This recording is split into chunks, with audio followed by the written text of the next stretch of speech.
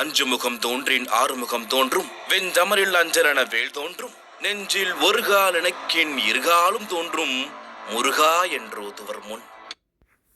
புராணம். நம் வேலன் ஆறுமுகன், சூரனை அழித்த வீரன், தமிழ் நிலத்தின் நிகரில்லா ஒரு தெய்வம் நம் குமரன். கந்தனுடைய கதைதான் இந்த கந்த புராணம். வட இந்தியாவில் எழுதப்பட்ட புராணத்தை தழுவி குமரக்கோட்டத்து முருக கடவுளுடைய அருளால் கச்சியப்ப சிவாச்சாரியாரால் எழுதப்பட்ட இந்த கந்த புராணத்தை இப்பொழுது நீங்கள் கேட்கப் போகிறீர்கள். கரங்களில் ஆயுதங்களை ஏந்தி சக்தி வேல் கொண்டு சூரனை வதம் செய்த வீர காவியத்தை நீங்கள் கேட்கப் போகிறீர்கள். உங்கள் கண்களை மூடி செவிகளை திறந்து முருகனுடைய அந்த மகிமையை, அவனை பற்றி எழுதப்பட்டிருக்கிற அந்த புராண கதையைத்தான் இப்பொழுது நீங்கள் கேட்கப் போகிறீர்கள். மொத்தம் 6 காண்டங்கள் இருக்கின்றன.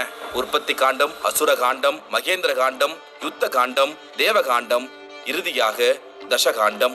இந்த 6 காண்டங்களையுமே நீங்கள் ஒவ்வொன்றாக கேட்கப் போகிறீர்கள். ஆகவே இறுதி வரை இந்த ஆடியோ புக்கை கேட்டு முருகனுடைய அருளை பெறுங்கள். வாருங்கள், கந்த புராணத்திற்குள் செல்வோம். காண்டம், உற்பத்தி காண்டம்.